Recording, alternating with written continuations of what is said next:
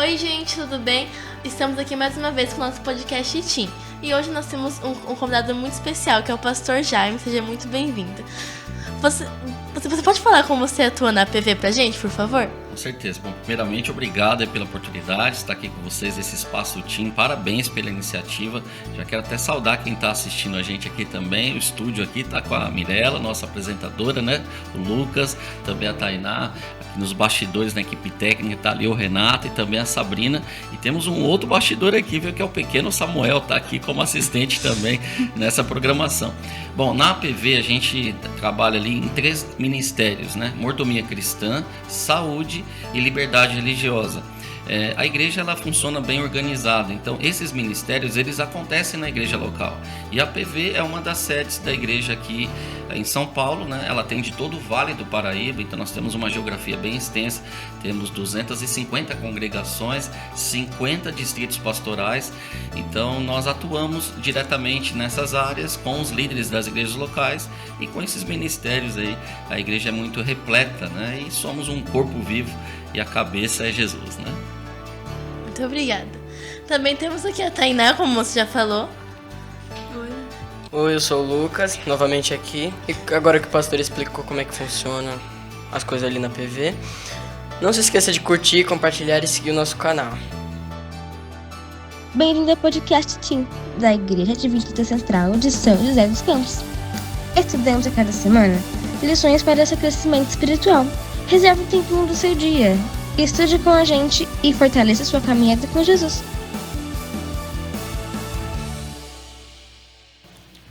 Estamos aqui mais uma vez com a nossa nova lição do segundo trimestre, a lição 3, o plano de Deus para o ser humano.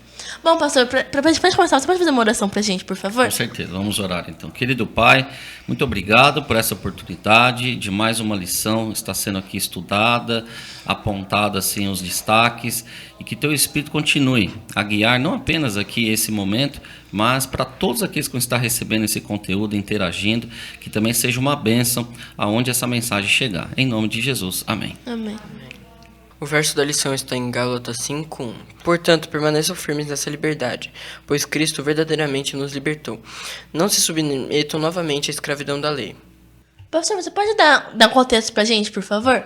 Sim, então essas cidades aqui que Paulo escreve, né, que tinha a ver com Roma, Galácia e tal, e outras cidades ali, elas eram muito impregnadas com a questão das filosofias. Então as pessoas acreditavam às vezes em comportamentos humanos, de padrões, estabelecerem maneiras das pessoas se comportarem, mas isso não necessariamente estava ligado à experiência ou à revelação de Deus. Por isso que essa lição que a gente está recapitulando, ela é muito importante, porque nós, como o Lucas leu o verso áureo, a nossa liberdade ela tem que estar em Cristo ou naquilo que Ele revelou e não meramente estarmos seguindo os comportamentos ou padrões ou filosofias humanas também.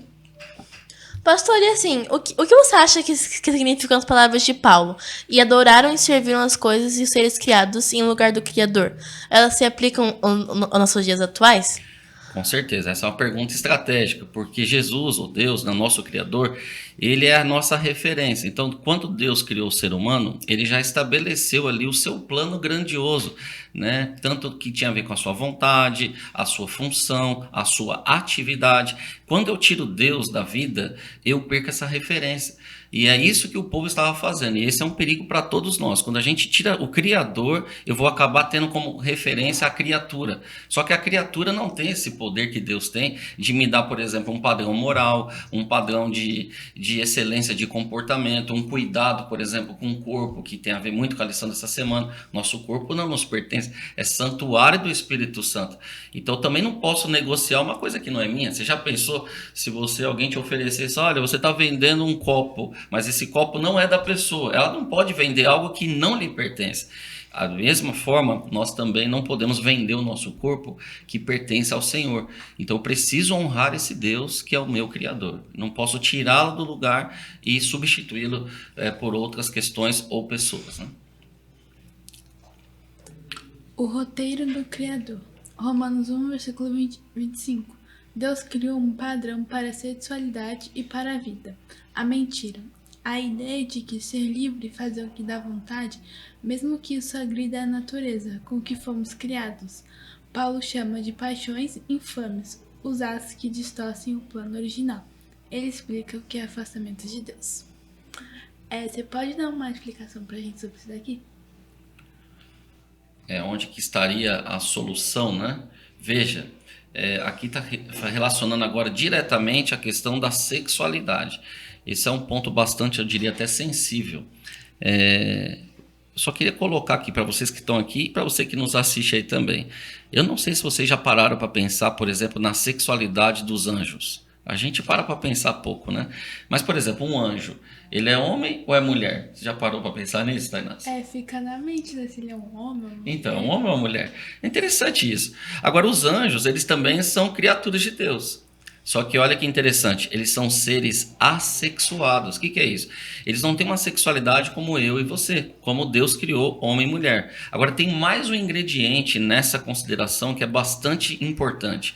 Deus, ao criar o ser humano, ele deu a capacidade não só de ter uma intimidade física entre homem e mulher que Deus criou, mas ele deu a capacidade, por exemplo, de procriação.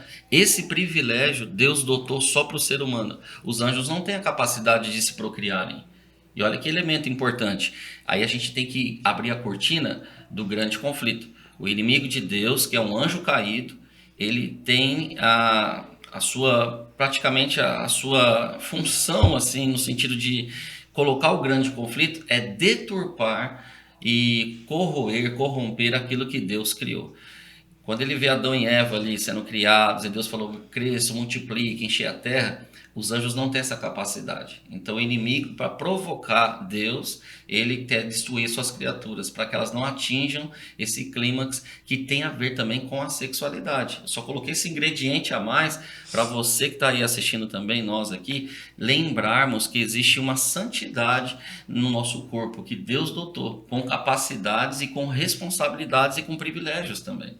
Então Deus criou um padrão para essa sexualidade ser exercida de forma responsável e de forma também abençoada, né? Esse é o plano de Deus para nós. Sexo e identidade, um grande privilégio. A visão de Francis Devas. O sexo não é algo sujo ou desagradante, é algo magnífico e um enorme privilégio criado por Deus. As regras. Justamente por ser algo tão valioso, Deus colocou limites para que ninguém saia ferido ou usado. Aprovação. Paulo alerta que não devemos apenas evitar o erro, mas também não devemos aprovar o que Deus reprova. Romanos 1,32. Mirela, com certeza você já lidou com algo comum ou com algo especial. Vamos falar primeiro de algo especial. Quando é algo especial, algo sagrado, qual que é a sua atitude normalmente quando você recebe algo muito especial de alguém de autoridade ou de confiança? Ter bastante cuidado, né? Ter uma cautela ali com esse item, porque é uma coisa especial, então a gente tem que ter um cuidado, um carinho especial, diferente. Uma consideração também, né? Muito bom, muito bem. E aproveitando, Lucas, quando você pensa em algo assim nesse sentido, poxa, a gente vive numa sociedade em que às vezes a mídia também vai colocando uma questão e outra e outra e outra. A gente sofre muitas vezes a mesma questão que o povo lá em Roma sofria também no primeiro século, que é uma tendência de viver de qualquer jeito, viver de forma livre, mas de forma quase que irresponsável, né? Eu vou te fazer uma perguntinha simples aqui, Lucas. Como que você poderia dar de sugestão para um adolescente, para um jovem que está nos assistindo aqui, de como que ele poderia cuidar desse corpo da melhor forma para honrar a Deus, como algo especial, como também a Mirela mencionou aqui? Ele poderia ler a Bíblia, porque lá, quanto mais você lê a Bíblia, mais você fica perto de Deus e daí você fica mais longe do pecado. Muito bem, e vai ter proteção, né? Muito bom. Tá aí um conselho, hein? Tá vendo? Se você quer ficar perto de Deus, você vai estar perto do plano de Deus para sua vida. E aí, com certeza, você vai ter mais condição de honrar Deus no corpo, na atitude, né? Na escolha. Muito bem. De volta ao primeiro amor, a graça que restaura. Como filho pródigo, todos nós precisamos de um redirecionamento na vida. Vitória real. Não vencemos nossas inclinações ou tentações sozinhos, mas pela graça de Jesus e pelo poder do Espírito Santo. Escolha diária. Ser livre em Cristo significa ter poder para dizer não ao que nos escraviza e sim ao plano perfeito de Deus. Agora, uma pergunta assim pra gente. Quem só escreveu o nosso roteiro? As redes sociais e a pressão dos nossos amigos ou o nosso Criador? Eis aí, uma grande pergunta, né? Cada um tem que fazer a sua decisão, a sua escolha, né? Ter a sua decisão. Quem está pautando a nossa vida, né? Será que é o que Deus revela ou o que as pessoas estão falando, o que a mídia está propagando? Nem sempre, olha só, a popularidade quer dizer que nós estamos em segurança, né? Então, às vezes, uma pessoa ao lado de Deus pode representar a maioria, porque você vai estar do lado certo. Então, não se preocupe com quantidade. Seja sempre alguém orientado e pautado pela revelação de Deus, né? Paulo suplicou aos que tinham experimentado o poder de Deus que se retornassem ao seu primeiro amor pela verdade do Evangelho. Mostrou-lhe os privilégios da liberdade em Cristo, cuja graça redentora permite que todos os que se rendem inteiramente a Ele sejam revestidos com o manto da sua justiça. Muito bem, a pergunta que fica é: se Jesus estivesse hoje lá na sua escola, ou lá no seu trabalho, lá na sua casa, e se deparasse com alguém que está vivendo talvez contrário ao que ele revelou, qual que seria a atitude dele? E essa pergunta ela é bem interessante. Será que ele apontaria o dedo ou ele estenderia o braço? Essa é uma pergunta boa. E a gente tem alguns relatos na Bíblia onde Jesus se deparou com pessoas que estavam em desarmonia com a revelação. Talvez um exemplo mais crítico fosse aquela mulher adúltera. Ela foi apanhada em adultério, foi jogada aos pés de Jesus. As pessoas estavam para apedrejá-la, mas Jesus não apontou o dedo. Pelo contrário, ele começou a escrever no chão, né, na areia. E ali ele começou a apontar, na realidade, aquilo que todo mundo vivia de forma encoberta. E as pedras começaram a ser guardadas, elas não foram atiradas, e um a um foi indo embora. E aquele ambiente que estava hostil, pesado, ele se tornou leve. E de repente aquela mulher que já esperava o apedrejamento, ela foi apanhada em adultério, ela percebe que o ambiente ele ficou mais leve, ela olha para Jesus e Jesus olha para ela e Jesus fala assim: onde estão seus acusadores? E ela disse: olha, não ficou ninguém. Aí Jesus disse assim: eu também não te condeno, vá e não peques mais. Nessa mensagem divina, Deus nos dá também uma receita para aqueles que são guiados pela graça de Cristo, que estão vivendo a liberdade em Cristo, viver também uns com os outros. Quando a gente estiver diante de pessoas que estão talvez desalinhadas com o projeto maior de Deus ou da revelação, o nosso papel é apontar aquele que oferece perdão, poder e paz. Só Deus é capaz de restaurar vidas. Só Deus é capaz de mudar histórias e destinos também. E uma lição como essa, onde nós estamos estudando o plano de Deus, desde o corpo, a nossa sexualidade, desde como honrar a Deus com boas escolhas, evitar a depravação, a imoralidade. Deus está nos lembrando, e a você adolescente, que está aí no auge, aí, né?